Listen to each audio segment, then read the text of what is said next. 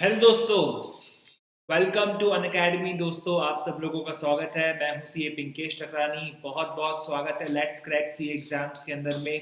हमारा YouTube channel है जो काफ़ी अच्छी ऊंचाइयां छू रहा है। लगातार हम इसके अंदर में आपके लिए टॉप एजुकेटर्स लेकर आ रहे हैं, क्वालिटी कंटेंट लेकर आ रहे हैं, ग्रेट लर्निंग एक्सपीरियंस देने की हम आपको कोशिश कर रहे हैं। एंड डेफिनेटली आप में से कई सारे लोग हमसे जुड़े हुए हैं। रेगुलर हम इसके अंदर में सीए फाउंडेशन, सीए इंटर के बहुत सारे टॉपिक्स लेकर आ रहे हैं, जिसकी वजह से आपके एग्जाम्स को एक बहुत ही अच्छा पुश मिलता है आपकी तैयारी को, और इससे आप अपनी एग्जाम्स के अंदर में काफ़ी अच्छा करेंगे, राइट। तो हमारा मंत्र है दोस्तों लेट्स क्रैक सीए एग्जाम का, आपका भी है मंत्र लेट्स क्रैक सीए एग्जाम्स का। दोनों की एनर्जी चैनलाइज हो रही है और हम लोग जो है आगे बढ़ रहे हैं, राइट गाइस। तो आज हम देखेंगे दोस्तों कि थर्ड लेक्चर में लेने वाला हूँ फ्री कंसेंट के ऊपर में। इसके पहले मैंने कोर्शन, एंटी इन्फ्लुएंस, फ्रॉड, इसके ऊपर में लेक्चर ले चुका हूं। आप देख सकते हैं ये ऑलमोस्ट जो है 14 एंड 15, आप देखेंगे 13 एंड 14 तारीख को पहले ही अपलोड हो चुका है, प्रीमियर हो चुका है, तो आप उसको देख सकते हैं, राइट। तो आज मैं शुरुआत करूंगा मिसरिप्रेजेंटेशन से। इसके पहले मैं आपको बता दूं दोस्तों कि अनअकैडमी का ऐप आ गया है। आप ऐप को डाउनलोड कर लीजिए जल्दी से जल्दी, बिकॉज उसके अंदर में मैं अपनी फ्री लाइव क्लासेस अभी भी ले रहा हूँ। यस, दिवाली के समय में फ्री लाइव क्लासेस जो आप लोगों के लिए है वो ले रहा हूँ, राइट। इसके अलावा प्लस कोर्सेज भी मैंने बहुत सारे, लगभग 5 प्लस कोर्सेज तो मैंने खुद के ही अपलोड करके रखे। इसके अलावा बहुत सारी फैकल्टीज, बहुत सारे कोर्सेज, उसको आप लोग जो है देख सकते हैं। एंड यस, उसके अंदर में आपको सब्सक्रिप्शन भी लेना पड़ेगा। सब्सक्रिप्शन लेने पर क्या क्या होगा, बहुत सारे फायदे आपको उससे मिलेंगे। You will get the daily live classes. Yes, आपको डेली लाइव क्लासेस मिलती है। इट्स नॉट कि रिकॉर्डेड क्लासेस है, it's daily live classes. Teacher आ रहा है प्लेटफॉर्म के अंदर में, आप भी आ रहे हो, उसी टाइम पर टीचर है, उसी टाइम पर आप भी हो, so that's give an advantage, ठीक है, over the recorded classes. You can chat with the educators, you can discuss the matters जो भी वहां पे चल रहे हैं, you can ask the doubts, you can answer the polls, all while the class is going on, ठीक है, पूरी क्लास चल रहा है उसी समय। स्ट्रक्चर्ड कोर्सेज आपको मिल जाता है बेटा। स्ट्रक्चर्ड कोर्सेज में प्लस कोर्सेज आप एक्सेस कर पाओगे। वहां पर आप अपनी एग्जाम के हिसाब से कोर्स को चॉइस कर सकते हो, टॉपिक पे नेविगेट कर सकते हो, और यस डेफिनेटली उससे जो है आपका टॉपिक बाय टॉपिक जो है एनहांसमेंट होता जाएगा, जो बहुत ही अच्छी तरीके से आप एग्जाम प्रिपरेशन कर सकते हो। इसके अलावा आप देखेंगे दोस्तों कि आप जो है लाइव टेस्ट और क्विजेस में भी पार्ट ले सकते हो, मॉक टेस्ट में पार्ट ले सकते हो, परफॉर्मेंस को एवेल्यूएट कर सकते हो, कौन सी एरिया में आप कमजोर हो, कौन से सब्जेक्ट में आप कमजोर हो, कहाँ पे आपको इम्प्रूव करना चाहिए, ये सभी बातें आपको इसके अंदर में पता चलेगी। Definitely you are going to get the unlimited access also, ठीक है, अनलिमिटेड एक्सेस जो है वो भी आपको मिल जाता है इसके अंदर में। सो लाइव क्लासेस का भी अनलिमिटेड एक्सेस है, उसके बाद में रिकॉर्डेड का भी अनलिमिटेड एक्सेस आपको मिल जाता है, तो that's really pretty great thing, right. So moving ahead guys, आप देख सकते हो मैं अपना इंट्रोडक्शन, अगर आपको मेरे बारे में नहीं पता है तो let me tell you about myself, right? I am CA Pinkesh Takrani. I'm a BCom graduate plus DISA qualified institute member. I'm also FCA, जिसको प्रैक्टिस में 5 साल हो जाता है वो अपने नाम के सामने FCA लगा सकता है, right? इसके अलावा I am teaching to the students from last 8 years and I've taught around 10,000 students, and I prefer to teach the law and audit. हालांकि ऑडिट पे अभी जो है मैं थोड़ा इसको जो है फोकस कम कर दिया हूँ, but I am teaching law to the students lot from lot many time. Recent में अभी दूसरे सब्जेक्ट्स भी स्टार्ट करने जा रहा हूँ, right. And it's not just at foundation level but also at inter level also, right. इसके अलावा I help student get AIR. I also run a channel called Money Mug and it's at YouTube where I give stock market का opinion, stock market के insights, and there I have around 23,000 followers, and yes, that I intend to convert into a business, right now. Now guys, अगर आप लोग Unacademy का subscription लेते हैं तो there are many plans from 1 month to 24 months. आपके पास में बहुत सारे प्लान्स हैं, आप देख सकते हो। अगर आप एक महीने के लिए जाते हो तो 3150 पड़ता है, जो मैं आपको कभी भी रिकमेंड नहीं करूंगा, because other plans are very very affordable and economical. As far as a 12 months plan is concerned, it's 15,750 rupees. It's 1313 per month, ठीक है। तो ये बहुत ही इकोनॉमिकल अफोर्डेबल है, लेकिन मेरे हिसाब से जो है उससे भी बेहतर प्लान आपको लेना चाहिए 24 मंथ्स का, क्योंकि आप इसमें सिर्फ जो है 3150 रुपये ऐड कर देंगे तो इट कम्स अराउंड 18,900। ये दोनों सेम है, राइट। सो 18,900 आप करते हो, उसके बाद में मेरा कोड इस्तेमाल करते हो, तो ये जो 10% ऑफ आपको दिख रहा है हर जगह पर, ये 10% ऑफ भी आपको मिल जाएगा, राइट। तो ये 10% ऑफ आप यूज करते हैं और यहाँ पर हो जाता है 788 रुपीज पर मंथ के हिसाब से, राइट। सो आपको जो है जरूर लेना चाहिए अनअकैडमी का ये प्लान, जो आपकी प्रिपरेशन को जो है पूरी तरह से बेस्ट कर दे, रोबुस्ट कर दे, ठीक है। तो पहले के 2 लेक्चर्स में हमने क्या क्या पढ़ा है, थोड़ा ऊपर ऊपर से हम देख देते हैं कि टॉपिक का नाम क्या था। टॉपिक का नाम था फ्री कंसेंट, और आप देख सकते हो कि फ्री कंसेंट तब नहीं रहती है जब ये 5 चीजें होती है। सेक्शन नंबर 15 के अंदर में आएगा कोर्शन, सेक्शन नंबर 16 के अंदर में आएगा अनड्यू इन्फ्लुएंस, 17 के अंदर में आएगा फ्रॉड। तीनों चीजें हमने कवर कर ली है, इसके पहले के लेक्चर्स में आप लोग देख सकते हैं। एक बात मैं फिर से बता दूं दोस्तों, हम लोग जो काम कर रहे हैं बेटा वो रिवीजन कर रहे हैं, और इसीलिए थोड़ा सा आपको फास्ट यहाँ पर देखने को मिलेगा। जिन्होंने इसके पहले कभी भी कॉन्सेप्ट पढ़ा है, लेसन पढ़ा है, तो डेफिनेटली उनको जो है इससे ज़्यादा बेनिफिट मिलने वाला है। जो एकदम नए हैं उनको बिल्कुल भी बेनिफिट नहीं मिलेगा, उनको रेगुलर क्लासेस अटेंड करनी चाहिए, उसके बाद मिलेगा, राइट। ये हमने आज से पढ़ना है, ठीक है। मिस रिप्रेजेंटेशन जो सेक्शन नंबर 18 के अंदर में आता है, मिस्टेक ये आता है सेक्शन नंबर 20, 21, 22, ठीक है। 19 ए के अंदर में क्या आता है, इसके पहले मैं बता चुका हूँ, व्हाट इज द इफेक्ट, क्या कोर्ट इसको मॉडिफाई कर सकती है कि नहीं कर सकती है, ये सभी चीजें अपन ने पढ़ी, ठीक है। तो दिस इज थर्ड लेक्चर, और ये पूरा का पूरा ओवरव्यू है। सबसे पहले सेक्शन नंबर 10 कहता है कि parties should be free consent, ठीक है, सेक्शन नंबर 10। सेक्शन नंबर 13 कहता है कि फ्री कंसेंट क्या होता है, और सेक्शन नंबर 14 कहता है कि फ्री कंसेंट कब कब नहीं रहता है, ठीक है। तो ये रहा दोस्तों 15, ठीक है, जो कि फिजिकल फोर्स की बात करते हैं, moral, mental force, emotional force 16। 17 की बात करते हैं बेटा, वो हो जाएगा फ्रॉड, जहां पर झूठ बोला जाता है। 18 जिसको हम बोलते हैं मिसरिप्रेजेंटेशन। उसके बाद अभी मैंने आपको बताया 21, सॉरी 20, 21, 22 जो कि रहता है मिस्टेक के ऊपर, ठीक है। तो मिस्टेक वाला पार्ट थोड़ा सा जो है आपको ट्रिकी लग सकता है, बिकॉज यहाँ पे मॉड्यूल में कुछ और दिया हुआ है, मेरा एक्सप्लेनेशन कुछ और रहेगा, उसके रीजंस मैं आपको दूंगा, ठीक है। जब वो टॉपिक आएगा तब मैं आपको बता दूंगा। बाकी सभी केसेस में आप देखेंगे तो कॉन्ट्रैक्ट क्या है, वॉइडेबल है। हालांकि इन केस ऑफ मिसरिप्रेजेंटेशन उसको क्या किया जा सकता है, मॉडिफाई किया जा सकता है, ठीक है। तो आप मॉडिफाई कर सकते हो कॉन्ट्रैक्ट को। कौन मॉडिफाई कर सकता है, कोर्ट मॉडिफाई कर सकता है। तो कोर्ट के पास में एक ऑप्शन होता है कि कोर्ट जो है इस कॉन्ट्रैक्ट को सेट असाइड कर दे, या फिर उसको क्या करे, मॉडिफाई कर दे। और ये चीज ऑप्शन किस में अवेलेबल है, मिसरिप्रेजेंटेशन के अंदर में ये चीज अवेलेबल रहेगी, ठीक है। तो आगे बढ़ते हैं दोस्तों, ठीक है। कोर्शन का डेफिनेशन अपन ने कवर कर लिया था, सब कुछ कवर कर लिया था हम लोगों ने। ये पुराने लेक्चर्स है, इसी चैनल पे अवेलेबल है, काफ़ी सारे स्टूडेंट्स बार बार जाके चैनल को देख रहे हैं। So please go and see those videos and all, बहुत ही अच्छे से प्यार से बनाए हुए हैं, एक एक चीज़ को डिटेल में एक्सप्लेन किया गया है, ठीक है। चलिए, तो एक छोटा सा जो है मैं आपको डिस्टिंक्शन दे सकता हूँ कोर्शन और अनड्यू इन्फ्लुएंस के बीच में। तो बेसिकली कोर्शन जो है ये फिजिकल फोर्स होता है, अनड्यू इन्फ्लुएंस जो है मेंटल फोर्स होता है, राइट। इसमें रिलेशनशिप की कोई आवश्यकता नहीं है कोर्शन के अंदर में। यहाँ पे कुछ ना कुछ some sort of relationship, some kind of relationship must exist between the parties. अगर हम लोग थर्ड पार्टी की बात करते हैं तो कोर्शन में be applied either against the party to the contract और एनी अदर थर्ड पार्टी। किसी के बच्चे को किडनैप किया और उसके पिताजी से हमने कॉन्ट्रैक्ट करवाया, तो आपने कोर्शन तो थर्ड पार्टी के ऊपर में डाला ना, राइट। पर यहाँ पर अनड्यू इन्फ्लुएंस आप करेंगे तो सिर्फ उसी पार्टी के ऊपर करेंगे जिसको आप इंड्यूस करना चाहते हैं। प्रिजम्पशन, यहाँ पर कोर्ट कोई प्रिजम्पशन नहीं लेता है, बिकॉज कोर्शन कोई भी कर सकता है। अगर अनड्यू इन्फ्लुएंस की बात करते हैं तो यहाँ पे कोर्ट प्रिजम्पशन लेता है। वॉइडेबल की बात करें तो कोर्शन में वॉइडेबल है, ठीक है। यहाँ पर लेकिन कोर्ट क्या कर सकती है, उसको मॉडिफाई करके एनफोर्स कर सकती है। बहुत एग्जांपल्स दिए हुए हैं, आप देख सकते हैं, ठीक है। देन उसके बाद में दोस्तों ये तो खैर पुरानी स्लाइड के हिसाब से है, ठीक है। ये मॉड्यूल में दिया हुआ है डिस्टिंक्शन, इसको भी आप लोग पढ़ सकते हो, इसका स्क्रीनशॉट ले सकते हो, एक्सप्लेन किया हुआ है आपको सभी चीजें, ठीक है। देन उसके बाद आप देख सकते हो फ्रॉड और मिसरिप्रेजेंटेशन, इन दोनों के बीच में डिफरेंस भी बहुत जरूरी है। सबसे बड़ा डिफरेंस इसके अंदर में क्या है, दो सबसे बड़े डिफरेंस है इसके अंदर में। बेसिकली सभी डिफरेंट है, पूरी तरह से डिफरेंट है। इंटेंशन, अगर आपको झूठ बोलने का इंटेंशन है तो वो फ्रॉड है, अगर झूठ बोलने का इंटेंशन नहीं है तो वो मिसरिप्रेजेंटेशन है। क्या आपको सच्चाई के बारे में पता है तो भी आप झूठ बोल रहे हो तो इसका मतलब आप फ्रॉड कर रहे हो। अगर आपको वो सच्चाई के बारे में नहीं पता है और आप झूठ बोल रहे हो तो वो झूठ नहीं है, वो सिर्फ क्या है, misrepresentation, right. Recession of the contract, दोनों में ही जो एग्रीव्ड पार्टी है, इसके पहले मैं आपको बता चुका हूं दोस्तों एग्रीव्ड पार्टी क्या होता है। एग्रीव्ड पार्टी का मतलब होता है दुखियारी पार्टी, विक्टिम पार्टी, समझ में आया कि नहीं, जिसके साथ में अन्याय हुआ है, जो गुहार लेकर आई है कहाँ पे, कोर्ट में, और कह रही है कि भाई मेरे साथ गलत हुआ है, मेरे साथ फ्रॉड हुआ है, या फिर मेरे साथ मिसप्रेजेंटेशन हुआ है, राइट।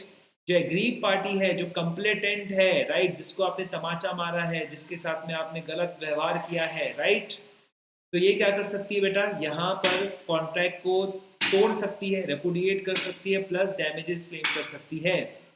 लेकिन what is the case with the misrepresentation, misrepresentation के अंदर में आप देखिए दोस्तों, कॉन्ट्रैक्ट रेपुडिएट कर सकता है या फिर जो है डैमेजेस के लिए क्लेम नहीं किया जा सकता है। तो प्राइम डिस्टिंक्शन क्या है, यहाँ पर क्या मिलेगा, डैमेजेस मिलेगा, यहाँ पर कोई भी डैमेजेस मिलने वाला नहीं है, ठीक है। Now comes to the means to discover the truth. Means का मतलब क्या होता है, साधन, ठीक है। अगर आपके पास में ऑर्डिनरी डिलीजेंस है, ये आपका सबसे बड़ा हथियार है बेटा, आपकी कॉमन लाइफ के अंदर में सबसे ज्यादा कॉमन सेंस आपके ऊपर में है, ठीक है। कॉमन सेंस आपके पास में नहीं है तो जिंदगी में आप पीछे रह जाएंगे। लेकिन दोस्तों कॉमन सेंस आपको अप्लाई करने का है, आपको इन्वेस्टिगेशन वाला माइंड अप्लाई नहीं करना है। आप तो खरीदारी कर रहे हो, एग्रीमेंट्स कर रहे हो, हर चीज को इन्वेस्टिगेशन के एंगल से देखोगे तो आप लोग कहीं नहीं पहुंच पाओगे, कॉन्ट्रैक्ट्स कर नहीं पाओगे, राइट। तो बेसिकली अगर आपसे कोई झूठ कह रहा है और कॉमन सेंस से आप उसको पकड़ नहीं पाए, तो इसका मतलब वो बंदा आपको फ्रॉड कर रहा है, क्योंकि उसको पता है कि तो आप ये वाली चीज तो जरूर पूछोगे, आप दवाई के पीछे जो है जरूर देखोगे कि उसका एक्सपायरी डेट क्या है, आप कोई भी चीज खरीदने पहले जरूर देखोगे उसका एक्सपायरी डेट क्या है, राइट। तो बेसिकली जो है आप कॉमन सेंस अप्लाई करोगे, वो गड़बड़ कहाँ करेगा, उसी एक्सपायरी डेट को जो है कोई टिकली लगाकर कोई जो है उसको छुपाने की कोशिश करेगा, उसको मॉडिफाई करने की कोशिश करेगा। यानी वो बंदा फ्रॉड करना चाहता है तो उसको पता है कि वो फ्रॉड कर रहा है, आप इन चीजों को पूछोगे वो पहले से उस चीज को कवर करके रखेगा। लेकिन मिसप्रेजेंटेशन में ऐसा कोई इंटेंशन नहीं होता, यहाँ पे कोई छुपाने वाली चीज नहीं होती है, यहाँ पर फिर सामने वाले इंसान के मुंह से फॉल्स निकल रहा है, लेकिन अंदर में क्या है बेटा, अंदर में जो है सच्चाई है। जब अंदर में सच्चाई है और बाहर में फॉल्स निकल रहा है, राइट, अब इसको पता नहीं है कि असली सच्चाई क्या है, राइट, इसको पता नहीं है, तो पर जो बोल रहा है उसे लग रहा है कि वो सच बोल रहा है, राइट, तो वो उस तरह की हरकत नहीं करेगा कि वो चीज छुपा ले जो आप पूछने ही वाले हैं, राइट। फॉर एग्जाम्पल भाई किसी बंदे को लगता है कि उसकी फैक्ट्री में उत्पादन होता है 2 टन का, कोई भी समझ लीजिए, कोई भी चीनी उत्पादन ले लीजिए या फिर कुछ और उत्पादन ले लीजिए, 2 टन का उसको लगता है, उसने आपको 2 टन बोला, लेकिन एक्चुअली में जो है बुक्स के अंदर में कितना लिखा हुआ बेटा, बुक्स के अंदर में 1.5 टन लिखा हुआ है। वो बंदा बोलता है कि जाओ बुक्स भी देख लो, ठीक है, आप बुक्स नहीं देखते हो तो गलती तो आपकी है। आप जो है कॉमन सेंस से क्या कर सकते थे बेटा, बुक्स देख सकते थे, वेरीफाई कर सकते थे, अवेलेबल भी थी, राइट। कोई भी बड़ी चीज आप खरीदते हो तो थोड़ा तो आप ताका झाकी करते हो कि ऐसे ही हवा में ले लेते हो, राइट। तो बेसिकली आपने यहाँ पे कॉमन सेंस अप्लाई नहीं किया, तो यहाँ पर आप कोई भी डैमेजेस वसूल नहीं कर पाओगे, कॉन्ट्रैक्ट को आप कैंसिल भी नहीं कर पाओगे, यानी कि वो मिसप्रेजेंटेशन है ही नहीं, भले ही उसने झूठ बोला लेकिन वो मिसप्रेजेंटेशन नहीं है, क्योंकि आपके पास क्या था बेटा, कॉमन सेंस था, राइट। ये बातें इसके पहले भी मैं आपसे कर चुका हूँ, पहले के लेक्चर्स आप लोग देख सकते हैं, बार बार मैं इसको रिपीट कर रहा हूँ, फिर से करूंगा ताकि आपके पूरे मन के अंदर में बैठ जाए, ठीक है।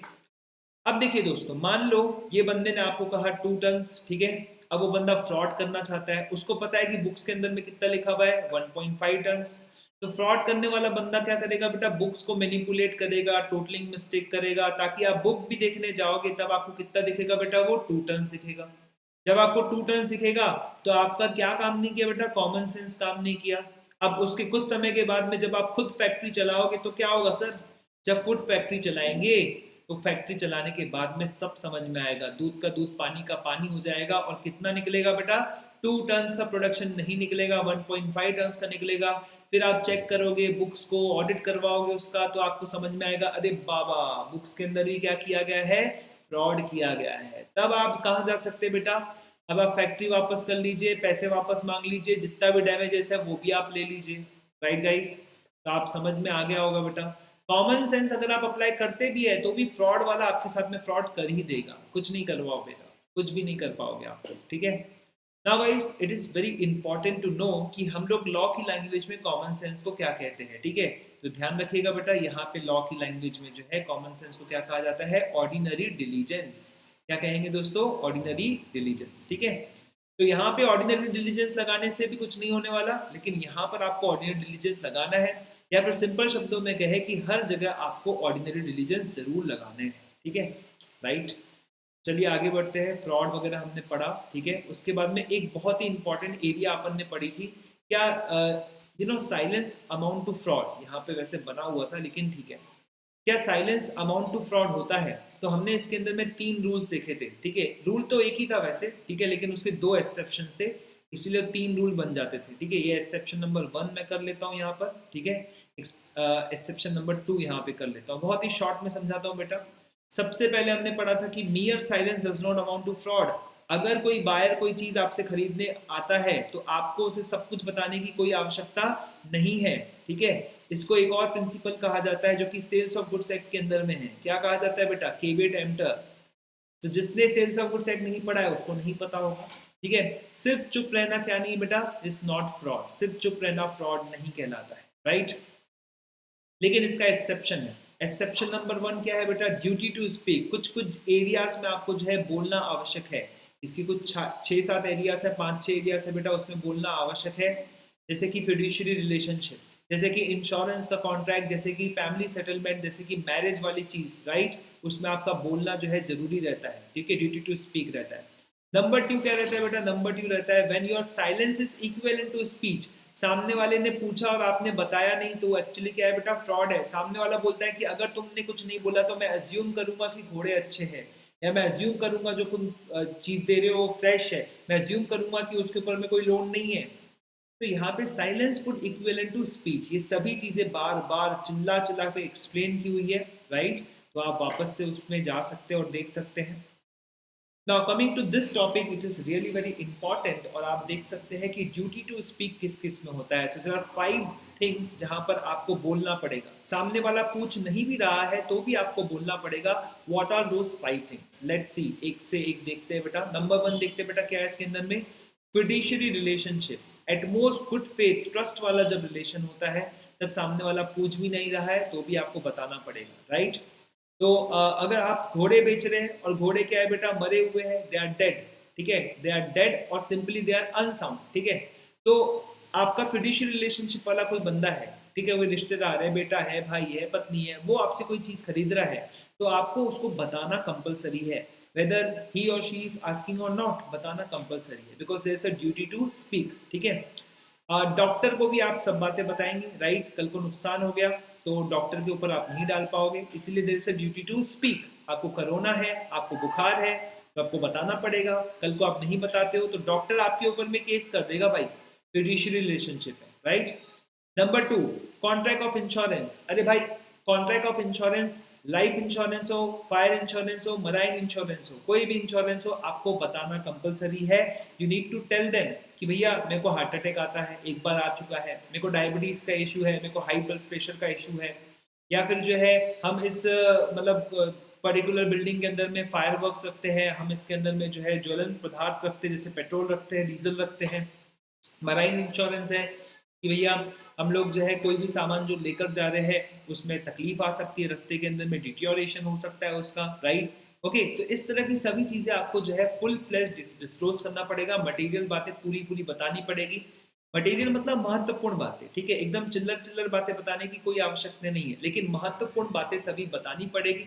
क्योंकि इसकी वजह से इंश्योरर क्या कर सकता है बेटा? इंश्योरेंस क्या करेगा?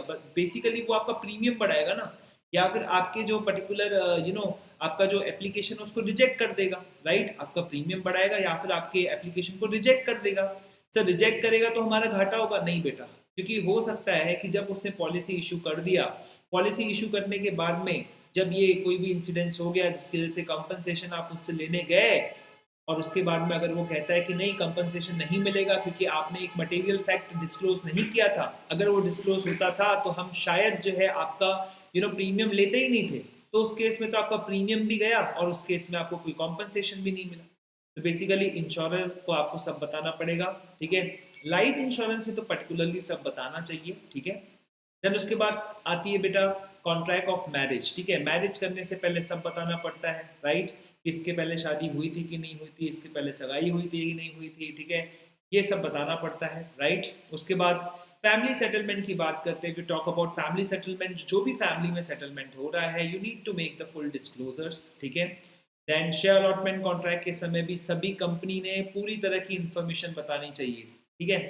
कमिंग टू आईपीओ जो अभी आ रहा है बेटा, ग्लैंड फार्मा ये अपने शेयर्स को बेच रहा है। इसके आईपीओ के अंदर में इन्होंने इन्फॉर्मेशन क्या दी है कि भैया ये कंपनी के जो प्रमोटर्स है, जो प्रमोटर कंपनीज है, ये बेसिकली प्रमोटर कंपनीज चाइना की है। समझ में आ रहा है कि नहीं आ रहा है गाइस? ठीक है, इतना एक्सटेंट ऑफ इन्होंने जो है डिस्क्लोजर किया है। इन्होंने बोला है कि एक इनके शेयर होल्डर है वो सत्यम के ओनर भी है, जिनका नाम जो है रामलिंगा राजू है, राइट। देखो अभी आप ये नहीं बताएंगे, उसके बाद ग्लैंड फार्मा का आप लोग आईपीओ ले लेंगे, उसके बाद में आईपीओ पिट जाएगा, नुकसान होगा, और उसके बाद पता चलेगा कि अरे कंपनी में तो चाइना के प्रमोटर थे, अरे इसमें तो पहले से जो है बंदे ने शेयर मार्केट का फ्रॉड किया हुआ वाला इंसान है एंड ऑल दैट, राइट। तो बेसिकली जो है कंपनी जब शेयर्स इशू करती है तो अपने प्रोस्पेक्टस में हर तरह की इंफॉर्मेशन देगी जो कि किसको अफेक्ट कर सकती है, इन्वेस्टर के माइंड को अफेक्ट कर सकती है कि वो इन्वेस्ट करे कि ना करे। सो प्लीज प्लीज प्लीज ये 5 पॉइंट्स जो है अच्छी तरह से करके जाइए। एग्जाम में इसके ऊपर में केस स्टडी भी आ सकता है, पूरा का पूरा क्वेश्चन पूछा जा सकता है। वेरी इंपॉर्टेंट, वेरी इंपॉर्टेंट, ठीक है। तो बाकी सभी चीज़ों पे नहीं जाते, हम लोग जो है मिस रिप्रेजेंटेशन पे आते हैं। तो मिस रिप्रेजेंटेशन तो बहुत ही जल्दी खत्म हो जाएगा, ठीक है। Just I take some water.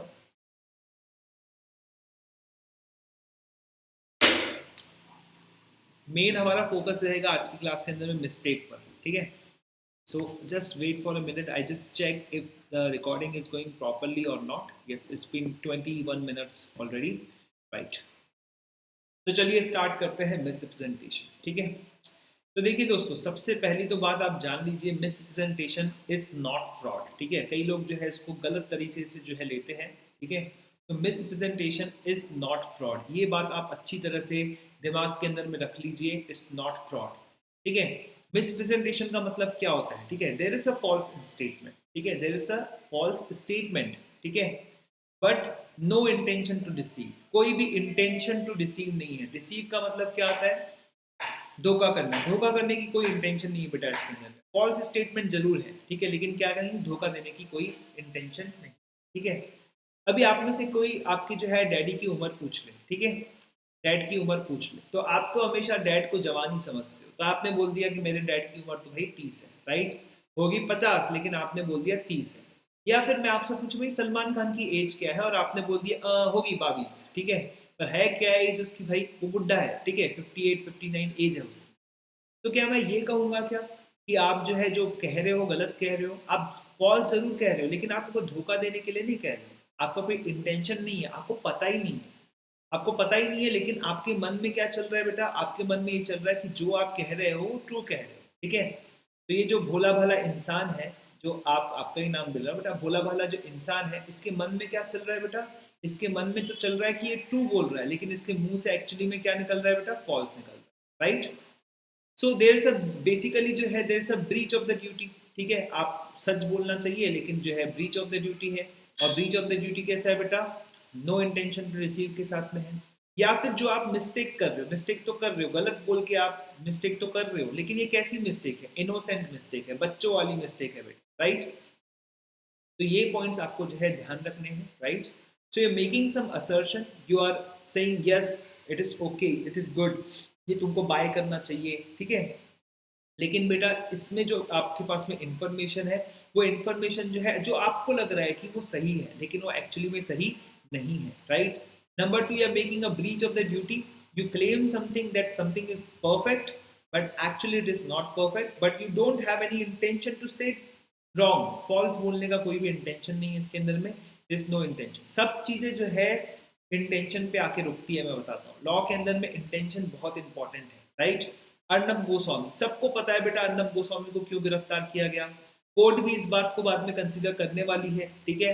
Intention बहुत इंपॉर्टेंट है, ठीक है।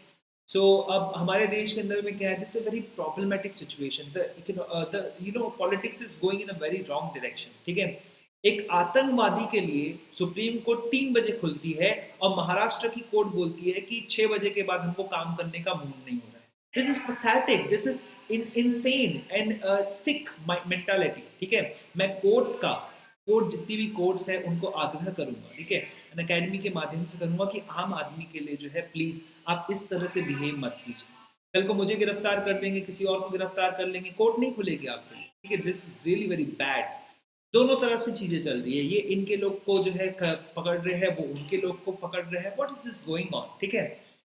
ये जो नेता लोग हैं ना, उनको देश की भलाई के लिए काम करना चाहिए, मिलके काम करना चाहिए, टीम में काम करना चाहिए, ठीक है।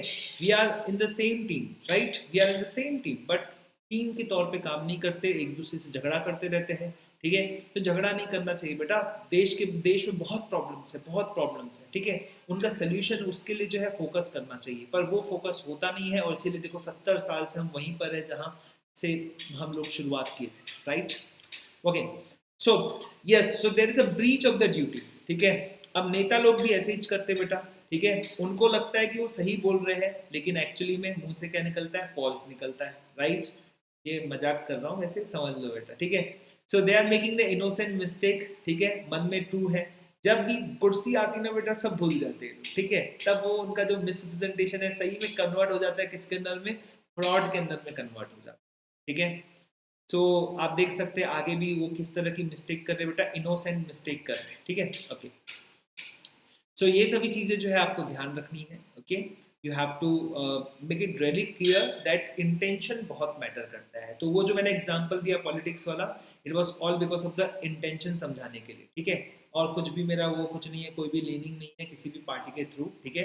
मैं बोलता हूँ सबका भला हो, गरीब बहुत है हमारे देश के अंदर में, ठीक है। दिवाली में कई लोगों को खाना भी नहीं मिलता खाने के लिए, इतने गरीबी हमारी कंट्री के अंदर में, और ये सब दिस वेरी पैथेटिक, ठीक है। तो हर एक का ओपिनियन है, सबका ओपिनियन होना चाहिए, और किसी का ओपिनियन अगर दबाया जा रहा है तो ये हमारी कंट्री के लिए बिल्कुल अच्छा नहीं है, ठीक है, right. So we come to section number 19। Section number 19 जो है वो आप देख चुके हैं, इसके पहले भी पढ़ा चुका हूँ, तो मुझे नहीं लगता कि इसके अंदर में और भी कुछ बातें मुझे करनी चाहिए। I just move to section number 19। एक बार देख लेते क्या लिखा हुआ है इसके अंदर, ठीक है।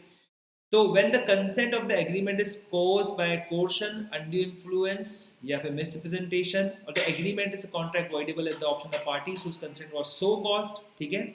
तो ऐसे केस के अंदर में voidable बनेगा, ये तो बहुत सिंपल है, इतना तो हम लोग जानते ही थे, ठीक है, ये पहले ही पढ़ लिया था हम लोग, ठीक है। लेकिन इसमें देखिए क्या लिखा हुआ है, एक्सेप्शन, ये क्या लिखा हुआ है, with the consent was caused by misrepresentation or the silence fraudulent within the section 17, the contract is not voidable if the party who has given the means of discovering the truth, जो common sense लगा सकता था बेटा, ठीक है, उस case के अंदर में जो है मिसरिप्रेजेंटेशन सामने वाली पार्टी कर रही है, वो कॉमन सेंस लगा के उसकी मिसरिप्रेजेंटेशन को देख सकता था, समझ सकता था, उस केस के अंदर में जो है बेसिकली वो मिसरिप्रेजेंटेशन नहीं है, ठीक है। अब ये तो हुआ सेक्शन नंबर 19। सेक्शन नंबर 19 है जो कि इसके पहले भी बहुत बार आ चुका है। फ्रॉड और misrepresentation which did not cause the consent to the contract, ऐसा कोई भी फ्रॉड, ठीक है, ऐसा कोई भी मिसप्रेजेंटेशन जिसकी वजह से आप जो है अट्रैक्ट नहीं हुए, आप किसी दूसरे पॉइंट के वजह से आपने जो है वो सामान खरीदा, तो बेसिकली जो है मिसप्रेजेंटेशन नहीं है, वो फ्रॉड नहीं है, ठीक है।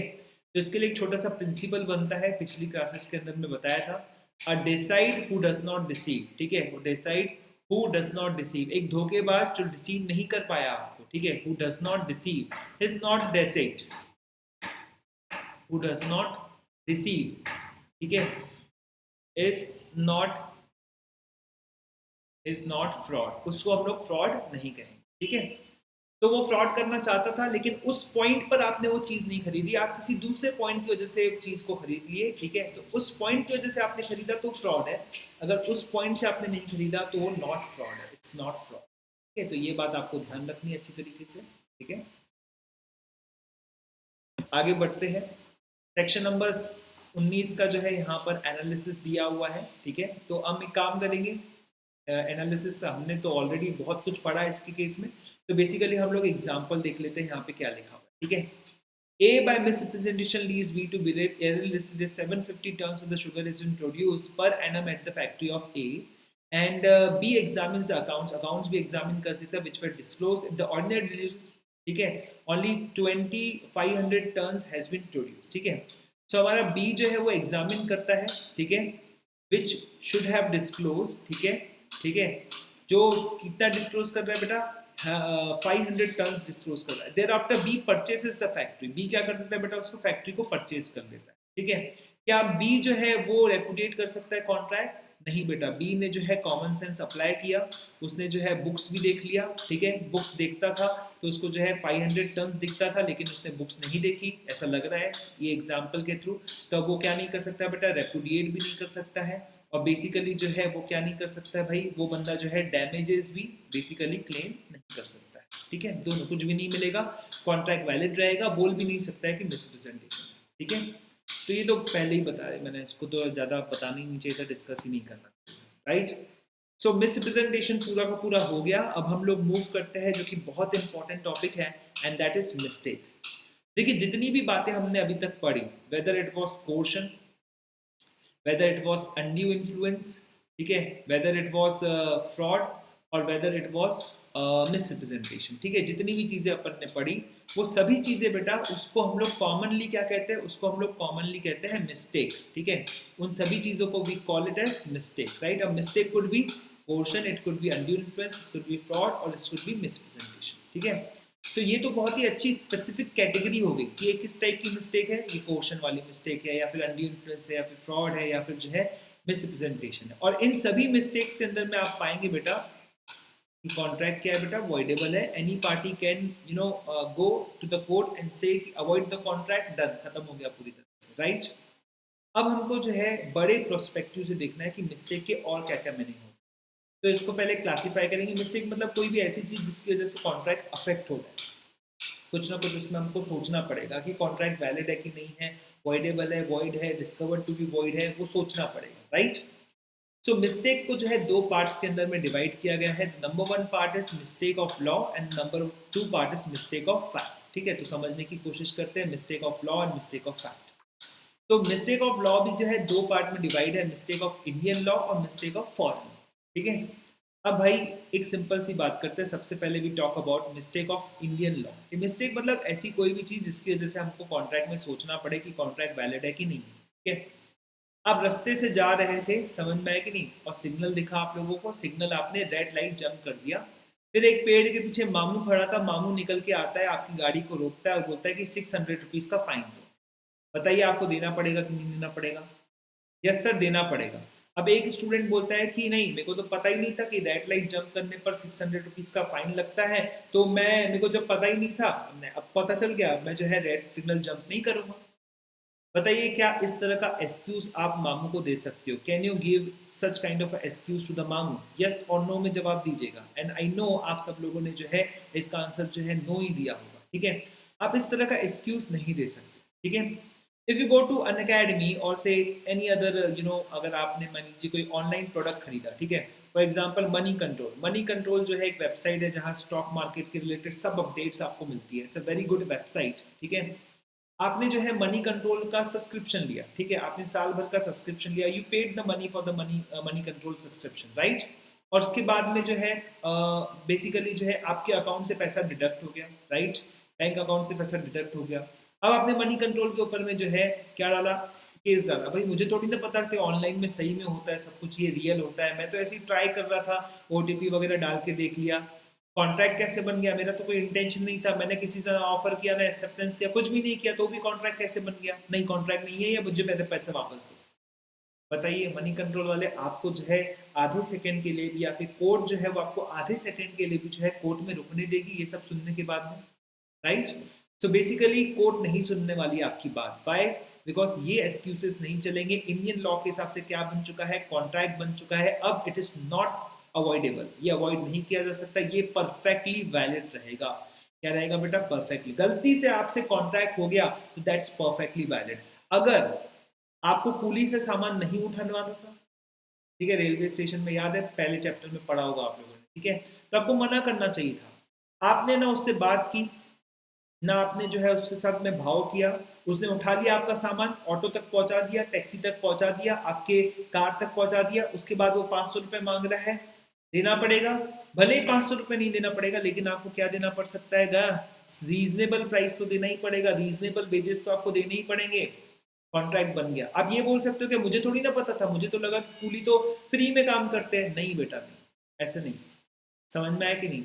अगर आप इस तरह का कोई भी चीज़ सोच रहे हो कि मुझे नहीं पता था तो मैंने मर्डर कर दिया, मुझे थोड़ी ना पता था कि 7 साल की सजा होती, नहीं, आपको जो है वो चीज़ भुगतनी पड़ेगी, कॉन्ट्रैक्ट वैलिड रहेगा। ठीक है, तो मैं इन सभी चीज़ों को जो है पहले तो मिटा देता हूँ। फर्स्ट मैं इन सभी चीज़ों को मिटा देता हूँ और सिंपल सा यहाँ लिख देता हूँ कि इस केस के अंदर में कॉन्ट्रैक्ट क्या रहने वाला है? वैलिड रहने वाला। Contract would be valid. ठीक है, तो यहाँ मैं लिख देता हूँ, रेड पेन में लिख देता हूँ, ठीक है, या ब्लू पेन में, ठीक है, इट वुड बी वैलिड। ठीक है, ये बात आपको ध्यान रखनी। Now when it comes to mistake of foreign law, तो मिस्टेक ऑफ फॉरेन लॉ को हम लोग क्या बोलते हैं बेटा? Mistake of fact. अब फैक्ट क्या होता है मैं आप समझाऊंगा। ठीक है, इंडियन लॉ के बारे में हम लोग रूबरू है, हमको पता है काफ़ी सारी बातें, हम देश में रह रहे हैं, लेकिन फॉरेन लॉ के बारे में हमें बहुत जानकारी कम होती है। ठीक है, तो हम किसी भी पार्टी के साथ में जब फॉरेन लॉ के रिस्पेक्ट में या फिर कोई भी ऐसा कॉन्ट्रैक्ट करते हैं जो कि फॉरेन लॉ से रिलेटेड है, तो हम उसको मिस्टेक ऑफ फैक्ट मानते हैं। ठीक है, फैक्ट का मतलब क्या होता है बेटा? विच इज रिलेटेड टू, ठीक है, ध्यान रखिएगा बेटा, related to subject matter of the contract. ठीक है, किससे रिलेटेड है बेटा? Subject matter of contract. ठीक है, अब उदाहरण के तौर पे बेटा, मेरे घर में दो कार है, ठीक है, ये यूएफओ नहीं है बेटा, ये कार है। ठीक है, कार, ठीक है, एक है बेटा मारुति की कार है और एक मर्सिडीज की कार है। और ये मारुति की कार मैंने खरीदी, मारुति 800 खरीदी थी, मर्सिडीज मैंने जो है सी क्लास खरीदी थी या एफ क्लास, जो भी क्लास होगा, मेरे को तो क्लास भी नहीं। ठीक है, और मैं आपको फोन करता हूँ, भाई रमेश, ठीक है, आपका नाम सपोज क्या है बेटा? रमेश। ठीक है, मैं अपनी कार बेचना चाहता हूँ 1 लाख रुपए में, राइट। रमेश को लगा भाई कार जो है मर्सिडीज बेचना चाहता है, और मेरे मन में क्या था बेटा? मारुति की कार थी। तो ये कार क्या हो गया बेटा? ये कार हो गया विषय वस्तु। विषय वस्तु का मतलब क्या होता है? Subject matter. समझ में आया कि नहीं? Subject matter of the contract is the car. ठीक है, this is a fact, this is a fact that I want to sell the Maruti car, this is a fact that you want to buy a Mercedes, right? दोनों में problem है। जब दोनों में problem है तो हम लोग जो है एनालाइज करेंगे उसको कैसे बेटा? मिस्टेक ऑफ फैक्ट के हिसाब से एनालाइज करेंगे कि दोनों से मिस्टेक हुई है कि किसी एक बंदे से मिस्टेक हुई है। ठीक है, चलिए बेटा, दोनों से मिस्टेक है कि एक बंदे से मिस्टेक है, इसको पहले फॉरेन लॉ के कॉन्टेक्स्ट में समझते हैं, जो बहुत ही कम लोग पढ़ाते हैं। ठीक है, तो आपने किसी फॉरेनर बंदे के साथ में कॉन्ट्रैक्ट किया, ठीक है, इंडियन बंदा जो है अपनी आईटी सर्विसेज यूएसए वाले को देने वाला है, ठीक है, यूएसए वाले को देने वाला है, इंडियन बंदा अपना आईटी सर्विसेज यूएसए वाले को देने वाला है। ठीक है, तो यूएसए ने बोला कि मैं तेरे को पैसा दूंगा और जो भी ये एग्रीमेंट रहेगा it would be subject to the contract, subject to the contract of the laws and regulations at NY, यानी कि न्यूयॉर्क में जो लॉज एंड रेगुलेशन चलते हैं, जो जुरिडिक्शन न्यूयॉर्क का है, उसके हिसाब से कॉन्ट्रैक्ट होने वाला है।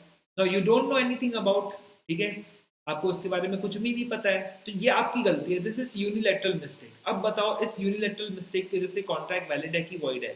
It would be perfectly valid. क्या बोल रहा हूँ बेटा? Perfectly valid. ठीक है, पर मान लीजिए ये लोग बोलते हैं, दोनों लोग क्या बोलते हैं बेटा? This particular agreement is subject to international law. International law में आपने कुछ लिखा नहीं, कुछ भी नहीं कहा कि कौन सा किसका जुरिडिक्शन रहेगा, कुछ भी नहीं लिखा कि आप जो है कौन सी कोर्ट में जाएंगे या फिर जो है किस तरह के आर्बिट्रेशंस में आप लोग जाओगे। You are both are making mistake here. If both are making mistake here तो कॉन्ट्रैक्ट क्या हो जाएगा बेटा? वॉइड हो जाएगा। तो ये डिपेंड करता है कि ये जो मिस्टेक ऑफ फैक्ट है, ये जो मिस्टेक ऑफ फॉरेन लॉ है, ये कितने लोग कर रहे हैं? एक इंसान कर रहा है कि दो इंसान कर रहे हैं? ठीक है, एक इंसान कर रहा है कि दो इंसान कर रहे हैं? और सुन लो बेटा अच्छी तरीके से, ठीक है, मोस्ट ऑफ द केसेस के अंदर में, मोस्ट केसेस जहां पर सिर्फ एक इंसान की मिस्टेक होती है, when there is a mistake of only one person, the contract is valid. ठीक है, कॉन्ट्रैक्ट क्या रहेगा बेटा? वैलिड। दो ही केसेस ऐसे हैं, ओनली 2 केसेस ऐसे हैं जिसमें एक इंसान की मिस्टेक है लेकिन contract is void. Most cases में अगर यूनिलैटरल मिस्टेक होता है तो कॉन्ट्रैक्ट क्या होता है बेटा? वैलिड होता है। ठीक है, it would be valid, completely valid. But दो ही केसेस ऐसे रहेंगे जहां पर चीजें क्या रहेगी बेटा? वॉइड रहेगी। ठीक है, so please note this thing. आपके मॉड्यूल के अंदर में ये नहीं लिखा हुआ है, अनफॉर्चुनेटली जो है वो नहीं लिखा हुआ है, so you need to take care of this thing. ठीक है, एक तो मिस्टेक ऑफ फॉरेन लॉ क्या होता है? मिस्टेक ऑफ फैक्ट होता है, और मिस्टेक ऑफ फैक्ट एक इंसान कर सकता है या फिर दो इंसान कर सकता है। यूनिलैटरल मिस्टेक के अंदर में बेटा ध्यान रखिएगा, तो यूनिलैटरल मिस्टेक के अंदर में ध्यान रखिएगा कि मोस्ट केसेस के अंदर में, ठीक है, most cases, okay, most cases यानी ज्यादातर केसेस के अंदर में वैलिड कॉन्ट्रैक्ट बनेगा, एक इंसान की गलती है। फिर सेकेंड होता है बेटा वॉइडेबल। वॉइडेबल बहुत ही सिंपल है, इसके अंदर में कोर्शन, अनड्यू इन्फ्लुएंस, फ्रॉड और मिसप्रेजेंटेशन। मैंने पहले भी बताया कि mistake is nothing but coercion, undue influence, fraud और मिसप्रेजेंटेशन। और तीसरा केस होता है जहां पे कॉन्ट्रैक्ट क्या होता है? वॉइड होता है। वो दो केसेस है, number 1 and number 2, that is एक आइडेंटिटी ऑफ द पर्सन, और सेकेंड केस हो जाएगा character of the written document. ठीक है, राइट। बायलिटरल के केस में हम लोग मानते हैं, बायलिटरल के केस में क्या है बेटा? दोनों ने गलती की है, तो दोनों ने जब गलती की है तो कॉन्ट्रैक्ट हमेशा क्या रहेगा बेटा, वॉइड रहेगा। Every time the contract would be void. ठीक है, हम एक एक करके जो है इसको समझने की कोशिश करेंगे। ठीक है, राइट। तो यहाँ पर जो है इन्होंने लिखा है बहुत सारी बातें। ठीक है, तो हम लोग यहाँ पर स्टार्ट करते हैं। तो ठीक है, सबसे पहले हम लोग जो है यूनिलैटरल मिस्टेक को कवर करेंगे। यूनिलैटरल मिस्टेक में पहले ही मैंने आपको बताया कि मोस्ट केसेस के अंदर में वैलिड रहेगा, 4 केसेस के अंदर में वॉइडेबल रहेगा और सिर्फ 2 ही केसेस के अंदर में वॉइड रहेगा, identity of the person and character of written document. तो पहले मैं ये कवर करूंगा, उसके बाद में मैं बायलैटरल को कवर करूंगा। ठीक है, चलो बेटा कवर करते हैं सबसे पहले आइडेंटिटी ऑफ द पर्सन। ठीक है, so here comes the mistake. ठीक है, mistake is divided into 2 parts. ठीक है, एक था बेटा मिस्टेक ऑफ लॉ और एक था बेटा mistake of fact. Mistake of law को हमने जो है 2 पार्ट्स में डिवाइड किया। पहला डिवाइड किया मिस्टेक ऑफ इंडियन लॉ, फिर किया फॉरेन लॉ। फॉरेन लॉ को मान लिया अपन ने mistake of fact, and mistake of fact को हमने 2 पार्ट्स में डिवाइड किया। एक किया बेटा यूनिलैटरल और दूसरा किया बायलैटरल। बायलैटरल अभी भी पढ़ने का है, तो पहले अपन पढ़ेंगे यूनिलैटरल। यूनिलैटरल में बोला कि एक इंसान से मिस्टेक होती है तो ज़्यादातर केसेस के अंदर में, मोस्ट केसेस के अंदर में कोई प्रॉब्लम नहीं है, कॉन्ट्रैक्ट वुड बी 100% वैलिड। ठीक है, 4 केसेस के अंदर में वॉइडेबल रहेगा, वो भी मैंने आपको बता दिया, कोर्शन, अनड्यू इन्फ्लुएंस, फ्रॉड और मिसप्रेजेंटेशन। और उसके बाद में तीसरा रहेगा, सॉरी चौथा रहेगा, तीसरा रहेगा दोस्तों, वो रहेगा void, that is the identity of the person. ठीक है, या फिर सेकंड कह ले कि हम लोग जो है नेचर ऑफ रिटन डॉक्यूमेंट। ठीक है, तो अब एक बात करते हैं, इसको मिटा देते हैं वापस से। ठीक है, आइडेंटिटी ऑफ द पर्सन की बात करते हैं। ठीक है, अब थोड़ा मजाकिया है, थोड़ा समझने की कोशिश करना। ठीक है, मजाकिया है। अब एक लड़की जो है, ठीक है, इसकी एक बहन है, बहन नहीं है, इसकी बहन है, चलो बहन है, सपोज ए है एक लड़की, बी है जो है उसकी बहन है, राइट। और लड़का है एफ। ठीक है, एफ की शादी तय हुई है किसके साथ में, ए के साथ। ठीक है, तो एफ और ए की शादी तय हुई है, लेकिन ए जो है वो किससे प्यार करती है, डी से प्यार करती है।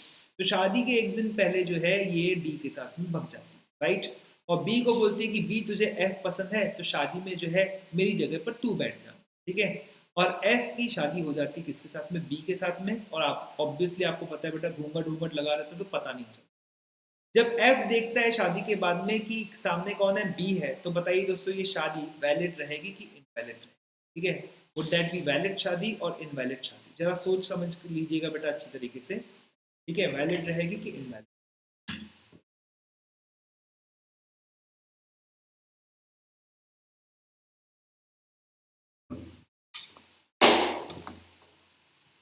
तो बेटा ये शादी क्या रहेगी, इनवैलिड रहेगी, because there is a problem of the identity of the person. ठीक है, ये घूंघट में थी, एफ को तो यही एहसास था कि ए से शादी हो रही है, तो बी से साथ शादी जो की गई वो पूरी तरह से क्या रहेगी, वॉइड रहेगी, वैलिड नहीं रहने वाली। ठीक है, तो यहाँ पे मिस्टेक किसकी है बताइए, एफ की मिस्टेक है कि यहाँ पर जो है बी की मिस्टेक है। ऑब्वियसली एक इंसान की मिस्टेक है, दूसरे इंसान की कोई भी मिस्टेक नहीं है। ठीक है, और यहाँ पर जो भी होगा बेटा वॉइड रहेगा, वैलिड नहीं रहेगा। ठीक है, उसी तरह से एक और केस जो है मैं आपके सामने रखना चाहूंगा। वो जो केस बताया मैंने शादी वाला, वो कोई लीगल केस नहीं है, मैंने हाइपोथेटिकल केस बताया है। अब लीगल केस पर आते हैं। ठीक है, अब बेटा एक चीज आपको समझनी है अच्छी तरह से, जिसके पास में ओनरशिप है वही बंदा किसी और को ओनरशिप दे सकता है। ठीक है, ये बात आपको समझनी। ओके, और इसमें भी क्या मैटर करता है बेटा, इंटेंशन मैटर करता है कि मैं किसको सामान बेचना चाहता हूँ, बी को ही सामान बेचना चाहता हूँ। कॉन्ट्रैक्ट किसके साथ करना चाहता हूँ, बी के साथ ही कॉन्ट्रैक्ट करना चाहता हूँ। ठीक है, अगर गलती से कॉन्ट्रैक्ट किसके साथ हो गया, सी के साथ हो गया, पर मेरा कोई इंटेंशन नहीं था, मैं उसके साथ कॉन्ट्रैक्ट नहीं करना चाहता था, तो उस केस में सी को वैलिड ओनरशिप मिलने वाली नहीं। ठीक है, अब बेटा एक इंसान था, ठीक है, एक इंसान जो है लिनले करके उसका नाम था। ठीक है, लिनले करके उसका नाम था। ये बंदा हमेशा किससे साथ में काम करता था, बालकरण के साथ में काम करता था। सपोज नाम एक निकल लेते बालकरण, राइट। और एक दूसरा बंदा था जिसका नाम था बेटा बालकिरण। अब बालकरण और किरण में कितना डिफरेंस है बेटा, ए और आई का तो डिफरेंस। ठीक है, तो एक बार क्या होता है बेटा, बालकिरण किसको ऑर्डर भेजता है, तो वो लिनले को ऑर्डर भेजता है, और लिनले ये सोचता है कि ये जो है ऑर्डर किसके यहाँ से आता है, बालकरण से आया है। तो ये सामान जो है किसको भेज देता है बेटा, ये जो है बालकिरण को सामान भेज देता है, ये सोच के कि ये किसकी तरफ से ऑर्डर है, बालकरण की ओर से ऑर्डर है। ठीक है, तो यहाँ पर लिनले जो है किसी तरह का इंटेंशन रख रहा है क्या, कि उसको बाल किरण के साथ में कॉन्ट्रैक्ट कर रहा है, नहीं, राइट। इसका इंटेंशन तो अभी भी इसको लग रहा है कि बाल करण के साथ में कॉन्ट्रैक्ट कर रहा है, राइट। तो बेसिकली जो है ये बंदा एक एक जाली काम कर रहा है, ठीक है, वेग काम कर रहा है। ये बंदे को पता है कि मैं अगर इस नाम से जो है लिल्ले को कोई भी चीज़ भेज दूंगा तो वो मेरे को सामान भेज देगा। अब बाल किरण क्या कर देता है बेटा, ये चीज़ें किसको भेज देता है, कैंडी को भेज देता है। किसको भेज देता है बेटा, कैंडी, ठीक है। बाल किरण जाता है किसके पास में, ओ सॉरी, उसके बाद लिल्ले जाता है बाल किरण के पास में, बोलता है पैसे दो। बाल किरण बोलता है कि मेरे को सामान ही नहीं आया तो मैं पैसे क्यों दूंगा।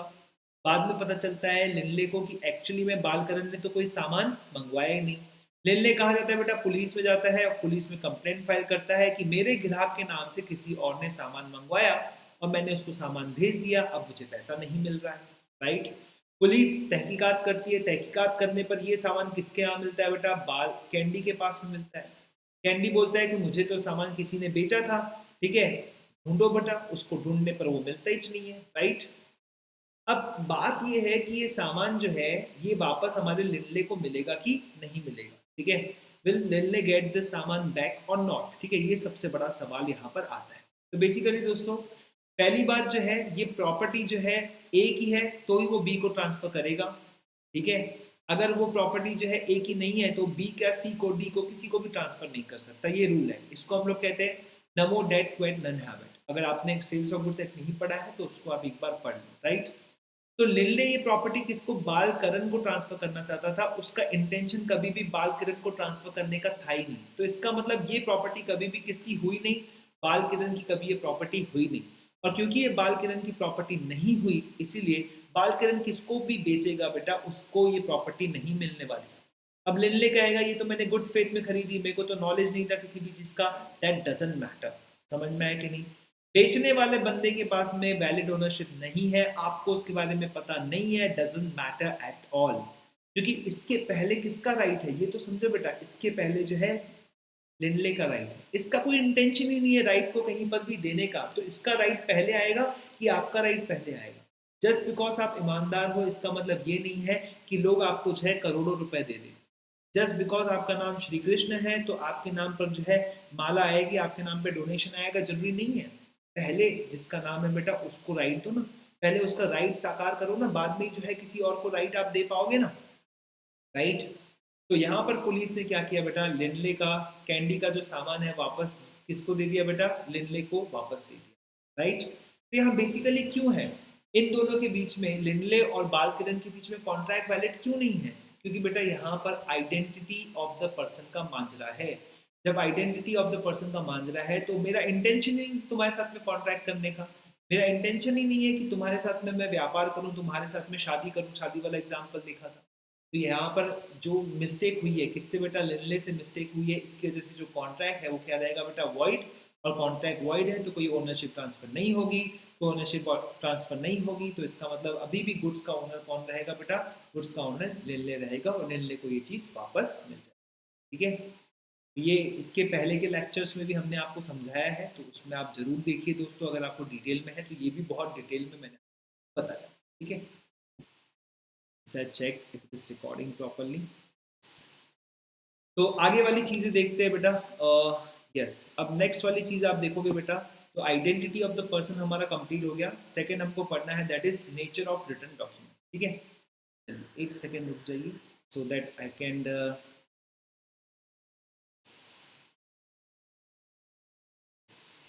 ओके। अब देखिए बेटा रिटर्न डॉक्यूमेंट, ठीक है। अब इसमें फिर से यूनिलैटरल मिस्टेक होने, अब ए इंसान है बेटा, वो कहाँ जाता है बेटा, मुंबई में जाता है और मुंबई के ऑटो वाले को बोलता है कि भैया मेरे को सो एंड सो जगह पर लेकर जाओ। मुंबई मुंबई के जो ऑटो वाले रहते हैं दुनिया के सबसे बेस्ट ऑटो, ठीक है। एंड कुछ लोग तो इतने अच्छे हैं टैक्सी वाले कि दे इवन आपको बताते हैं कि आपको मुंबई में कहाँ घूमना चाहिए, कौन सी अच्छी प्लेस है। मेरा एक्सपीरियंस सो फार काफ़ी अच्छा रहा है। कुछ कुछ लोगों का थोड़ा ख़राब एक्सपीरियंस है, किसी को गोल गोल घुमा देता है कहीं कहीं, ठीक है, कुछ लोगों का ऐसा कहना है, पर मेरा एक्सपीरियंस अभी तक बहुत अच्छा रहा है, ठीक है। और मुंबई मुंबई की जान है, मुंबई के ऑटोस और टैक्सीज, ठीक है। सो अब बेसिकली दोस्तों ए आता है मुंबई के अंदर में और मुंबई के अंदर में आकर ऑटो पकड़ता है और बेसिकली जो है ऑटो का बिल निकलता है 500 रुपये, ठीक है। मतलब ऑटो वाला बोलता है कि 500 रुपये देना पड़े, ठीक है। ए बोलता है देखो भाई मैं किसी कंपनी की तरफ से आया हूँ, ठीक है, पुरानी ज़माने की बात कर रहा हूँ, ठीक है, नए ज़माने की 1980 की बात कर रहा हूँ, जहाँ 500 रुपये बहुत मैटर करते थे, ठीक है। तो कंपनी की तरफ से आया हूँ और बोले मैं अगर तुमको ऐसे 500 रुपये कैश दे दूंगा तो मैं वहाँ पे क्लेम नहीं कर पाऊंगा, बिकॉज ये मेरा खर्चा नहीं है, कंपनी का काम है, तो कंपनी का खर्चा है। ठीक है भाई, कोई दिक्कत नहीं, ठीक है। तो ऑटो वाला बोलता है यार मैं इतना पढ़ा लिखा नहीं हूँ, तुम बोलो जो बोलो मैं करने को तैयार हूँ, ताकि तुम्हारा जो है पैसा रिकवर हो जाए तुम्हारी कंपनी की तरफ से। तो ए बोलता है एक काम करो, कुछ नहीं, मैं ये डॉक्यूमेंट देता हूँ, बस उस पर साइन कर दो, ठीक है। ये डॉक्यूमेंट मैं अपनी कंपनी को दिखाऊंगा, 500 रुपये मुझे मिल जाए, ठीक है। तो हमारा ऑटो का जो ड्राइवर है, डी लिख देते बेटा नाम इसका, ठीक है, ये यहाँ पे साइन कर देते। इसको लगता है कि ये क्या है, बिल है, मैं साइन कर रहा हूँ, I am giving the bill to the person, the passenger in my auto, ठीक है। और उस बंदे को जो है रिकवरी हो जाएगी उसकी कंपनी से, ओके। और बेसिकली आप इसके अंदर में क्या देखते हैं, बेसिकली जो है ये बंदा इतना शाना रहता है, ये बिल की जगह उससे क्या चेंज साइन करवा देता है, बिल ऑफ एक्सचेंज साइन करवा देता है। यानी कि ये ऑटो वाला एक्नॉलेज कर रहा है, क्या एक्नॉलेज कर रहा है कि भैया उसने 500 रुपये ए से लिए और 2 महीने के बाद में वो 500 रुपये देने वाला। हमारा ए क्या करता है, हमारा ए जो है इस ऑटो वाले के खिलाफ केस करता है, बोलता है कि मेरे को 500 रुपये दो, ठीक है। कोर्ट में ये किसी तरह से प्रूफ हो जाता है कि भैया हमारा डी जो है वो अशिक्षित था, इलिटरेट था, इसको पता नहीं था कि वो बिल पे साइन कर रहा है कि बिल ऑफ एक्सचेंज पे साइन कर रहा है। जब ये इलिटरेट था तो बताओ इसने साइन कैसे किया। अरे बोले बॉम्बे है ना, बॉम्बे में कोई भी इंसान सबसे पहले ऑटोग्राफ देना सीखता है, ABCD पढ़ने से पहले ऑटोग्राफ देना सीखता है। आर गेटिंग और नॉट गेटिंग गाइस, राइट। तो यहाँ पर बेसिकली हमारे डी ने कौन सी मिस्टेक की है, रिटर्न डॉक्यूमेंट को पहचानने की मिस्टेक की है, ठीक है। उसको लगा कि वो किस पे साइन कर रहा है, बिल पे साइन कर रहा है, लेकिन एक्चुअली में उसने किस पे साइन कर दिया, बिल ऑफ एक्सचेंज पे साइन कर। ओके, सो ये यूनिलैटरल मिस्टेक हुई है डी यानी कि ऑटो वालों की वजह से, और इसकी वजह से कॉन्ट्रैक्ट क्या रहेगा बेटा, कि कॉन्ट्रैक्ट रहेगा वॉइड, ठीक है, इसमें कुछ भी नहीं होने वाला। तो जैसा कि मैंने आपको इसके पहले बताया बेटा, मोस्ट ऑफ द केसेस के अंदर में क्या होता है बेटा, वैलिड बनता है, मोस्ट ऑफ द केसेस के अंदर में वैलिड बनता है, ठीक है। ठीक है, 2 केसेस के अंदर में क्या बनेगा बेटा, वॉइड बनेगा, जो कि मैंने अभी आपको बता दिया, ठीक है। और 4 cases, coercion, undue influence, fraud और मिसप्रेजेंटेशन, इन सभी केसेस के अंदर में क्या बनता है बेटा, वॉइडेबल, ठीक है। तो ये एक जने की मिस्टेक है उसकी वजह से, ठीक है, इन दोनों केसेस के अंदर में वॉइड, दोनों मैंने आपको केसेस बता दिए, ठीक है। Now comes the bilateral one, ठीक है, बायलैटरल वन की बात कर लेते हैं, बायलैटरल वन, ठीक है। Okay, just wait, I need to see the voice, voice एकदम बराबर है, कोई दिक्कत नहीं है। ओके, अब इसमें सब एग्जाम्पल्स का गेम है बॉस, पूरा का पूरा एग्जाम्पल्स का गेम, एक एक चीज एग्जाम्पल पर मैटर करती है, ठीक है। देखो, mistake as to possibility of performance, legal और इलीगल, इलीगल और फिजिकल, ठीक है। अब लीगल इलीगल, लीगल तो समझ लो बेटा ये अपना फॉरेन लॉ के रिलेटेड होगा, बस और कुछ नहीं होगा। लेकिन 2 लोगों की अगर मिस्टेक होती है तो क्या, ठीक है। मान लो बेटा ए बोलता है बी को कि सुपारी ले मार डाल, ठीक है। इसको लगता है कि ये मारना लीगल है, इसको भी लगता है कि मारना लीगल है, दोनों को क्या लगता है, लीगल है, लीगल है, राइट। पुलिस आती है, पकड़ जाती है, ठीक है। ए बोलता है कि मैंने पैसे दिए तो पैसे तो वापस कर दो, भले ही जेल में डाल दो लेकिन पैसे तो वापस कर दो, पैसे भी वापस नहीं होने वाले, दोनों की मिस्टेक है। कैसी मिस्टेक है, लीगल मिस्टेक, ठीक है, लीगल मिस्टेक। दूसरा एग्जाम्पल, ठीक है, सपोज गवर्नमेंट ने शक्कर बेचने पर बैन लगा दी कि प्राइवेट कोई भी एंटिटी जो है शक्कर नहीं बेच पाए, ठीक है, इलीगल कर दिया उसको, ठीक है। तो ए और बी ने कॉन्ट्रैक्ट किया था बेटा 15 तारीख को शक्कर सप्लाई करके पैसे लेने का, लेकिन 10 तारीख को ही गवर्नमेंट ने बैन कर दिया। आगे कैसे क्या हो गया बेटा, आगे चल के ये चीज़ क्या होगी, इलीगल हो गई। तो अगेन बेटा यहाँ पर दोनों की मिस्टेक है, ठीक है, दोनों की मिस्टेक है, इलीगल हो गया, खत्म कहानी पूरी की पूरी। अभी बोल रहे हैं कि दिवाली पर बैन लगाएंगे, क्रैकर्स कोई भी जला नहीं पाएगा, क्योंकि बेसिकली दिवाली में ही पोल्यूशन होता है क्रैकर्स की वजह से। और जब न्यू ईयर आता है लोग क्रैकर्स जलाते हैं तब पोल्यूशन नहीं होता है, दिवाली में होता है। ऐसे हमारे कुछ अच्छे खासे कुछ चीफ मिनिस्टर्स का जो है मानना है, कर्नाटका के जो है चीफ मिनिस्टर है उनका ऐसा मानना है, और दिल्ली में भी एक चीफ मिनिस्टर है उनका भी ऐसा मानना है। तो बेसिकली दिवाली में ही होते हैं प्रदूषण, बाकी समय नहीं होता, बाकी समय जो है क्रैकर्स पे बैन नहीं लगाना है, दिवाली में ही बैन लगाना है, ऐसा उनका कहना है। वेरी वेरी इंटेलिजेंट पीपल हो, ठीक है। सो मेरे को तो नहीं समझता, लेकिन थोड़े थोड़े पटाखे बांटने चाहिए, बहुत ज़्यादा जो है पटाखे आपको जलाने नहीं चाहिए। और साल भर में जो है आपको भी नहीं जलाना चाहिए, पूरी जगह पर आपको बैन कर देना चाहिए पटाखों को, मेरे हिसाब से ऐसा लगता है। ठीक है, तो मान लीजिए दिल्ली सरकार ने जो है बैन कर दिया, ठीक है, वहाँ पे कर्नाटका गवर्नमेंट ने बोला कि नहीं हम लोग बैन नहीं करेंगे, लेकिन दिल्ली गवर्नमेंट ने बैन कर दिया बिकॉज उनको लगता है कि दिल्ली में पोल्यूशन पटाखों की वजह से होता है, जो एक दो दिन में पटाखे जो चलते हैं उसकी वजह से साल भर जो है पोल्यूशन रहता है, वो आजू बाजू में जो स्टेपल जलाए जाते हैं, बर्निंग ऑफ द जो वेस्ट होता है उससे नहीं होता है, सिर्फ पटाखों से होता है उनके हिसाब से। ठीक है, सो आप देखेंगे दोस्तों बैन कर दिए, बैन करने के बाद में आप उसमें ट्रेड नहीं कर पाओगे। ठीक है, ट्रेड नहीं कर पाओगे तो बेसिकली क्या होगा, बेसिकली जो है चीज़ें इलीगल हो जाएगी। ठीक है, ओके, फिजिकली पॉसिबल नहीं रहेगा, गवर्नमेंट हर जगह जो है पुलिस लगा देगी, राइट। तो आप समझिए बेटा, ठीक है, और बैन करना भी कैसा होता है, बेसिकली बैन करने के लिए आपको 3-4 महीने पहले से शुरुआत करनी पड़ती है, क्योंकि कोई भी अच्छी गवर्नमेंट तब होती है जो सिस्टमेटिकली काम करती है, अकल लगा के काम। ठीक है, अचानक से नोट बंद कर दी, अचानक से जीएसटी ला दिया, अचानक से जो है बैन करने की बात करने लग गए। भाई पढ़े लिखे लोगों से एक्सपेक्ट नहीं होता है कि भैया पटाखों को आप एकदम से जो है बैन कर दे। ठीक है, और इसके बाद में जो भी ट्रेडमैन है जिन्होंने जो भी काम किया है उसके पीछे में उसको कंपनसेशन भी दो। हर एक जो ट्रेड पर्सन है जो कि पटाखों में काम करता है उसको 1-1 करोड़ रुपए कंपनसेशन देना चाहिए, राइट। सो बेसिकली आपने बैन कर दिया, बैन करने के बाद ये पॉसिबल नहीं है करना।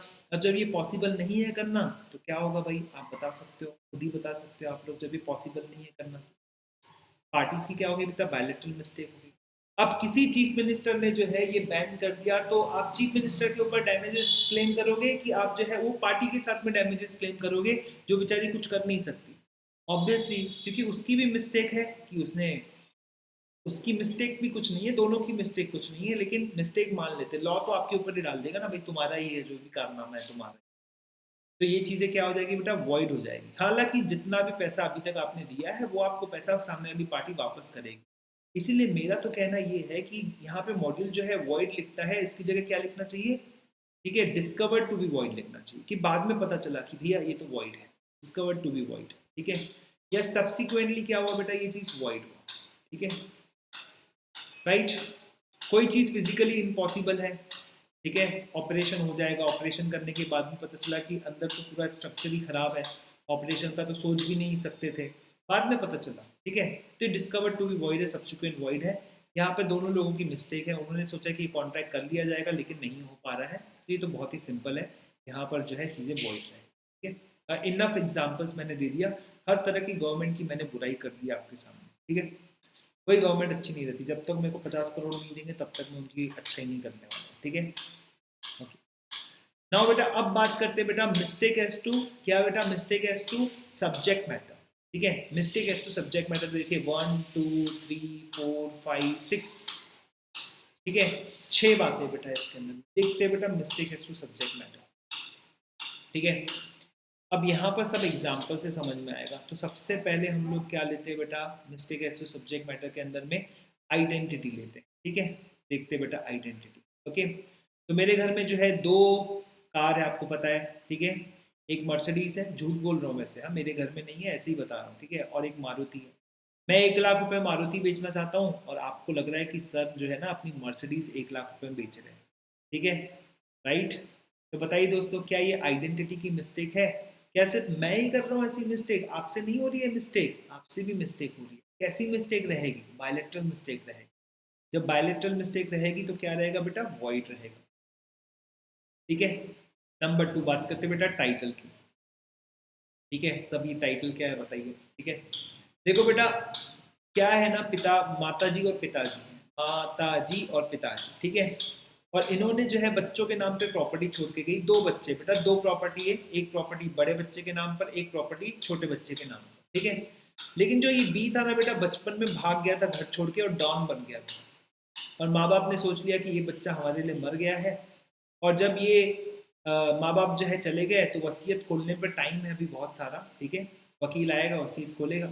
ए को लगता है कि ये प्रॉपर्टी का पूरा हकदार मैं हूँ, सिर्फ मैं हूँ, दोनों प्रॉपर्टी मुझे मिलनी चाहिए, बिकॉज ये छोटा भाई जो है ये बचपन में जो है भाग गया था, माँ बाप इससे प्यार नहीं करते थे, माँ बाप ने समझ लिया था कि वो तो मर गया उसके। ठीक है, तो हमारा ए समझता है कि दोनों प्रॉपर्टी, प्रॉपर्टी नंबर 1 और प्रॉपर्टी नंबर 2 दोनों जो है ए को मिलेगी। बी को जब पता चलता है कि माता पिता नहीं रहे तो दौड़ दौड़ के आता है और दौड़ दौड़ के जो है भाई को बोलता है, भाई बड़ा दुख हुआ लेकिन माँ बाप की एक निशानी तो मेरे पास में रहनी चाहिए। तो बी ए को बोलता है कि मैं तेरे को 5 करोड़ रुपए देता हूँ, देखो प्रॉपर्टी नंबर 2 दे दे।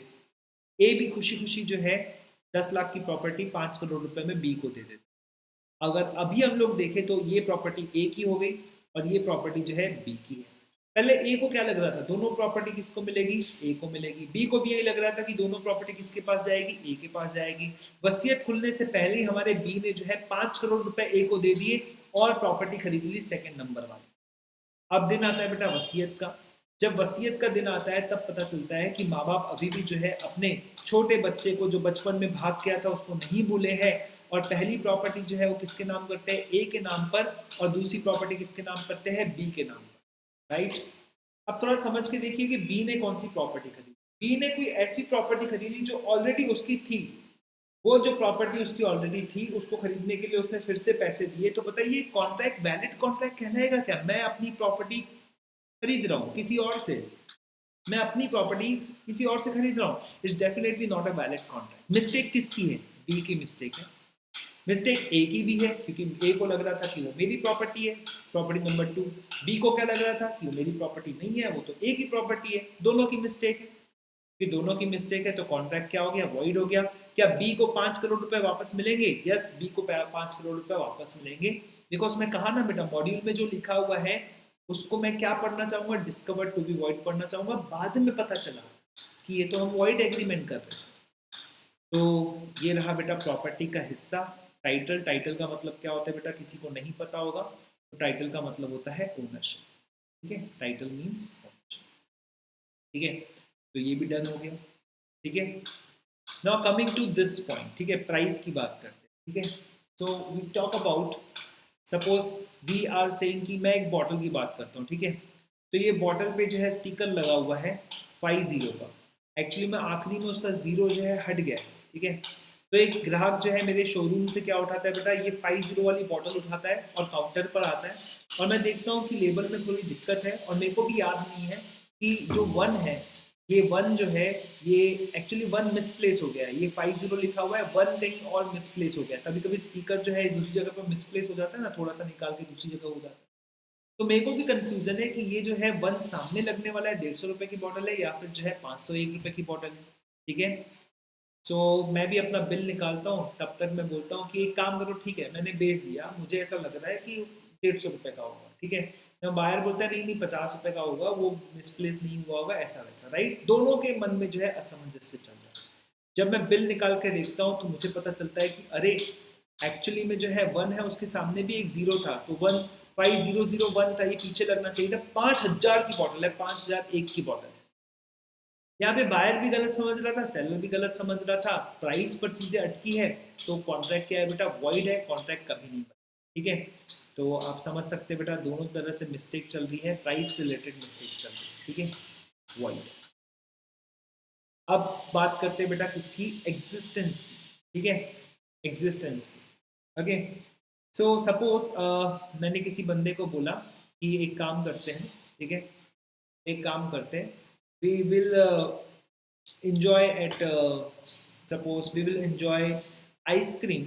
ठीक है, ice cream at 7 o'clock in the evening, 7 बजे शाम को जो है आइसक्रीम इंजॉय करेंगे सो एंड सो जगह पर। एंड बेसिकली उसका जो है हम पैसा क्या करेंगे, आधा आधा करेंगे। ठीक है, जब हम 7 बजे गए तो हमको पता चला कि अरे ये दुकान तो 6 बजे ही बंद हो जाती है, यानी कि दुकान जो आइसक्रीम जिसके बारे में हम लोग कॉन्ट्रैक्ट कर रहे थे उसका एग्जिस्टेंस कब खत्म हो गया, 6 तारीख को ही खत्म हो। ठीक है, एग्जिस्टेंस से रिलेटेड मैंने ऑलरेडी आपको एक और चीज बताई हुई है चैप्टर नंबर 1 के अंदर में, तो उसका वीडियो इसी चैनल पे अवेलेबल है, वो भी देख सकते हो, नो डाउट अबाउट इट। ठीक है, लेकिन एक छोटा सा एग्जाम्पल दिया बिकॉज अदरवाइज क्लास बहुत लंबा हो जाएगा। तो यहाँ पर आप देखेंगे कि जिस चीज को मैं खरीदने जा रहा हूँ उसका क्या हो गया, एग्जिस्टेंस खत्म हो गया ना। मुझे पता था ना तुम्हें पता है, जब किसी को भी नहीं पता है तो इसका मतलब एग्रीमेंट इज वॉइड। बाद में पता चला पैसा आपने अगर दिया होगा एडवांस तो वो पूरा वापस आपको मिलने वाला है। ठीक है, ओके, सो एग्जिस्टेंस हो गया, आइडेंटिटी हो गया, टाइटल हो गया, प्राइस हो गया। Now coming to the quality. ठीक है, अब कोई एंटीक पीस है। ठीक है, एक मूर्ति है, एंटीक मूर्ति है। एंटीक मतलब पुरातन काल की जो मूर्ति है। ठीक है, तो ये मूर्ति मुझे लग रहा है 17 सेंचुरी की है, आपको लग रहा है कि 19 सेंचुरी की है। हमने इसका लैब टेस्ट करवाया तो पता चला कि दिल्ली के चौराहे पर कहीं बनी हुई मूर्ति है, सिर्फ 2 हफ्ते पुरानी। तो मुझे भी सही जानकारी नहीं थी, आपको भी सही जानकारी नहीं थी। अगर हमने उसका कॉन्ट्रैक्ट किया होगा तो कॉन्ट्रैक्ट क्या हो जाएगा, डिस्कवर टू बी वॉइड हो जाएगा, बायलैटरल मिस्टेक है, खत्म हो जाएगा। ठीक है। और सबसे आखिरी बोलते हैं बेटा क्वांटिटी, बहुत ही दिलचस्प है बेटा इसका जो है केस। देखिए बेटा, ए को बेटा राइफल्स चाहिए रहती है, ठीक है, तो बी को लिखता है कि मुझे राइफल्स चाहिए, सैंपल भेजो। और बी को क्या लिखता है बेटा, 300 राइफल्स चाहिए, मुझे सैंपल भेजो। ठीक है। तो अपना बी खुशी खुशी जो है ए को राइफल्स का सैंपल भेजता है। ठीक है। ए जो है राइफल चलाता है, राइफल जो है अच्छी निकलती है काफ़ी। ठीक है। राइफल अच्छी निकलती है तो ए जो है लेटर में लिखता है बेटा सेंड 3 राइफल्स, लेकिन उसमें टाइपिकल मिस्टेक हो जाती है और वहां पे लिख जाता है बेटा सेंड द राइफल्स। ठीक है। बंदे का इंटेंशन क्या है, 3 राइफल्स का। जब बी के पास में लेटर पहुंचता है, पहला लेटर वो देखता है, पहले लेटर में लिखा रहता है कि सैंपल भेजो, मेरे को लगभग 300 राइफल्स खरीद। सेकंड में आता है सेंड द राइफल्स। तो दोनों लेटर को कोई भी साथ में पढ़ेगा तो बोलेगा तो इसका मतलब वो बंदा जो है 300 राइफल्स चाहता है। तो बी ने क्या किया बेटा, 300 राइफल्स भेज दिया। ए बोलता है नहीं, मेरे को तो 3 चाहिए थी। भैया बी को लगा कि 300 राइफल्स चाहिए, ए को तो भाई 3 ही चाहिए थी। दोनों की मिस्टेक है, इसकी भी मिस्टेक है, इसकी भी मिस्टेक है, और यहाँ पर तो टाइपोग्राफिकल मिस्टेक हुई है, राइट। तो यहाँ पर क्या है, डिस्कवर टू बी वॉइड हो गया, और डिस्कवर टू बी वॉइड की वजह से ये क्या हो गया बेटा, वॉइड हो गया। ठीक है। तो ये रहा बेटा बायलैटरल मिस्टेक, और आपने पूरा का पूरा चैप्टर कंप्लीट कर लिया है, पूरी तरह से इसको रिवाइज कर दिया है। ठीक है। आई होप आपको जो है पसंद आया होगा आज का रिवीजन। अगर रिवीजन पसंद आया होगा तो वीडियो को लाइक कर दीजिएगा। ठीक है। चैनल को सब्सक्राइब कर लीजिएगा, बेल आइकन जरूर दबा दीजिएगा। एंड यस, अगर आप सब्सक्रिप्शन ज्वाइन करना चाहते हैं अनअकैडमी का तो मेरा कोड इस्तेमाल कीजिए, you will get the 10% of. ठीक है। देखो, सब्सक्रिप्शन ज्वाइन करना इंपॉर्टेंट है, बिकॉज जो डिटेल में जो चीज़ें हैं, जो इंपॉर्टेंट बातें हैं एग्जाम के लिए आपको तैयार करना है, not just my subject but every subject, उसके लिए आपको सिर्फ और सिर्फ जो है सब्सक्रिप्शन ज्वाइन करना है, राइट। सो मेरे बहुत सारे क्लासेस वहीं पर हो रहे हैं प्लस के अंदर में। एंड मैं ज़्यादा जो है यूट्यूब में नहीं आ सकता, ये बिकॉज यहाँ पर इतना फैसिलिटी नहीं रहता है, ओके, कि हम लोग जो है अच्छी तरह से आपको चीज़ें प्रेजेंट कर सके। वाइट बोर्ड इतना अच्छा नहीं है, सो मेनी थिंग्स, राइट। तो इसीलिए हमारा बहुत ज़्यादा ध्यान जो है अनअकैडमी ऐप पर है, वहाँ लोग भी बहुत ज़्यादा है compare to YouTube now. So I would recommend you come to the platform by subscribing it, and you can use my code PINKESH, ठीक है, and you can get the 10% off. And it would be great that if you use my code, then I would be able to see कि आपने मेरा code इस्तेमाल किया है, तो आपका नाम मेरे पास में रहता है, तो I would be able to identify you and to help you in every manner possible, because पहचान रहती है, जान पहचान रहती है, तो आसान। Okay, so bye bye, take care, thank you.